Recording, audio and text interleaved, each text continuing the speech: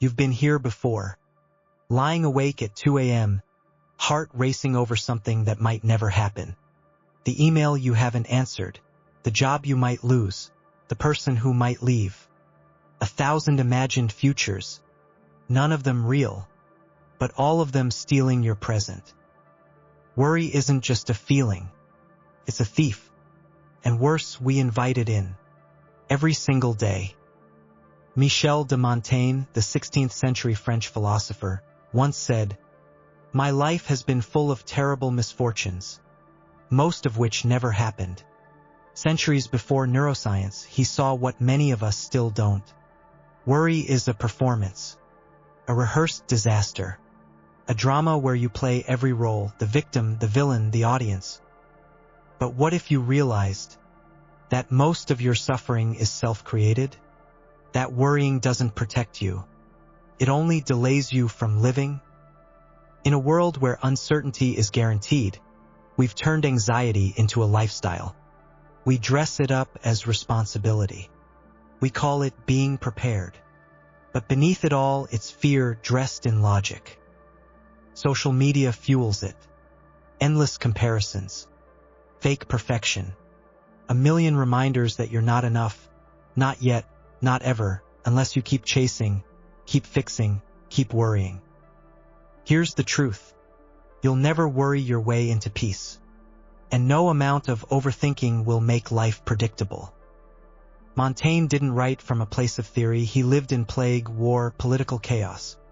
Yet he chose to turn inward, to laugh at fear, to question everything, even death itself. And by doing so, he found something rare: freedom. So why can't we? Maybe because worry gives us the illusion of control. And control feels safer than surrender. But here's the cost. For every moment you spend worrying about a future you can't control, you miss the only thing you can, this one, this second, this breath. So ask yourself right now, what exactly are you worried about? And what if it never happens? This video is not for everyone. It's for those who are tired. Tired of carrying invisible weights. Tired of running simulations in their mind. Tired of wasting life trying to predict pain. If that's you, keep watching. Because what Montaigne discovered quietly centuries ago might just be what saves you from yourself. Montaigne never claimed to have all the answers. In fact, he built his entire philosophy on a radical idea. Que sais je? What do I know? 3 words. A humble question, and the foundation of a life lived without illusion. Unlike the philosophers of his time who sought certainty through logic or religion, Montaigne leaned into doubt. He understood something our modern minds still resist. Certainty is a trap, and our obsession with trying to predict life, to control it, master it, outthink it, only leads to more fear, not less. We don't worry because we're weak. We worry because we think we're supposed to know what's going to happen. And when we can't know, we panic. But Montaigne invites us to do something different, to accept the chaos, to laugh with it, to walk alongside uncertainty instead of fighting it every step of the way. And strangely, this is where peace begins. Psychology now confirms what Montaigne intuitively understood. Studies in cognitive behavioral therapy show that intolerance of uncertainty is one of the strongest predictors of chronic anxiety. The brain craves resolution. It wants to close the loop. But life rarely gives us clean answers. So we ruminate, spiral, replay conversations, predict scenarios, obsess over outcomes. But none of it helps. Because worry is mental noise pretending to be preparation. Montaigne didn't just write about this, he lived it. After the death of his best friend Etienne de la Boétie and surviving a near-fatal horse accident, he realized how fragile life is. Not in a poetic way, in a brutal, physical way. 1 second on a horse and everything could end. So he withdrew from public life, locked himself in a tower, and began writing the essays. Reflections on life, death, friendship, fear, and the absurdity of it all. Not as a way to escape, but to observe. To make peace with uncertainty by watching it closely, like a curious scientist studying his own mind. And here's the twist. The more he questioned everything, the lighter life became. He stopped pretending he had control. He stopped fearing what he didn't know. And in doing so, he discovered something rare and powerful. Calm in the middle of chaos. You don't fight uncertainty by thinking more. You make peace with it by thinking differently. By seeing it not as a threat, but as the very condition that makes life possible. Because if everything were known, planned, and guaranteed, would anything still be meaningful? Montaigne reminds us, the art of living is not in solving the puzzle, but in dancing with the unknown. Here's the uncomfortable truth. Worry gives us the illusion of action. Feels like we're doing something, like we're preparing, like we're being responsible. But most of the time, we're just rehearsing suffering, without ever changing the outcome. It's a trick of the brain, and it's surprisingly convincing. Neuroscience shows that when we worry, the brain lights up in areas associated with problem solving.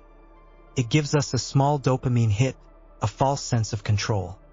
We feel like we're handling it, but we're not. We're just thinking about handling it.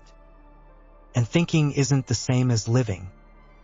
Montaigne understood this centuries ago. He saw how the human mind could create entire disasters from a single thought. He wrote about how people build imaginary catastrophes in their heads, only to suffer twice. Once in fear, and again if the event actually happens. Today, we call this anticipatory anxiety. A loop where the mind creates worst-case scenarios in an effort to avoid pain. But in doing so, experiences that pain repeatedly, needlessly. It's like living in a haunted house built by your own thoughts. You check your messages 10 times. You replay that awkward conversation over and over. You imagine losing the job, the person, the health, the future. And you call it being prepared. But preparation requires clarity. Worry muddies everything. Think of it like this. Preparation is sitting down with a map. Worry is running in circles with your eyes closed. One moves you forward. The other just wears you out. And in a world of constant alerts, information, and comparison, we've become addicted to this loop. We believe that worry means we care. That if we don't worry, we're irresponsible, lazy, reckless. But Montaigne would laugh at that. He'd ask, what good is fear that doesn't protect you? What good is worry that doesn't lead to wisdom? Worry feels noble, but most of the time it's cowardice disguised as diligence. We worry to avoid action. We worry to delay decisions. We worry because the discomfort of uncertainty is unbearable, and we'd rather suffer familiar fear than face the unknown. But what's the cost? Your time, your energy, your relationships, your presence, your joy, all traded for a mental safety net that doesn't even work. It's time to ask yourself, are you actually doing something? Or just mentally pacing around a fire that never started? Let's go further. Because in the next chapter, we'll explore not just the theory, but how to actually live with less worry and more freedom. You've heard it all before. Just let it go. Don't overthink it. Be present. But no one ever tells you how. So let's get real. How do you actually worry less in a world that constantly gives you reasons to panic? First, we return to Montaigne. He didn't seek to eliminate worry through force. He studied it gently, curiously, and he discovered that self-awareness is the antidote to fear. He didn't try to stop his thoughts. He examined them, wrote them down, turned them into essays. He turned fear into philosophy. And that's the first lesson. Observe your mind like it's not yours. When worry shows up, don't believe it automatically. Step back. Ask, is this a real problem or just noise? This small pause, the moment between thought and belief, is where power begins. In psychological terms, this is called cognitive diffusion, the ability to see your thoughts as just thoughts, not absolute truths. Practiced in acceptance and commitment therapy ACT, it's a proven way to reduce anxiety. Try this. Next time your mind says, I'm going to fail, add this phrase before it. I'm having the thought that I'm going to fail. Notice what happens. That distance, that's freedom. Second, embrace small rituals of control, not to eliminate uncertainty, but to ground yourself within it. Montaigne locked himself in his tower to think. You might take a walk without your phone. Journal for 10 minutes. Set one boundary online. These aren't magic solutions, but they are anchors in a sea of unpredictability. Third, limit your exposure to artificial urgency. Most of your anxiety isn't even yours. It's been sold to you. Algorithms that prey on your fear of missing out, of not being enough. Every scroll pulls you into someone else's chaos. Try silence, even for 5 minutes. Not because it's relaxing, but because it's yours. Finally, and this might be the hardest, accept that worry never saved you. You survived things you didn't expect, and most of what you feared never happened. So what if you stopped living in mental rehearsals and started showing up for the scene you're actually in? Montaigne once said, "He who fears he shall suffer already suffers what he fears." But when you stop fearing the fear, you create space for something else. Curiosity, clarity, courage. Worry less, live more, not by ignoring reality, but by meeting it moment by moment with your eyes open. And maybe, for the first time, your life stops being a series of anxious forecasts and becomes something you can actually feel. This is it. The part we all try to avoid. The thought that lingers behind every worry, every plan, every sleepless night. One day you'll be gone. And no amount of anxiety will change that. Michel de Montaigne didn't run from this truth, he walked straight into it. Not with dread, but with curiosity.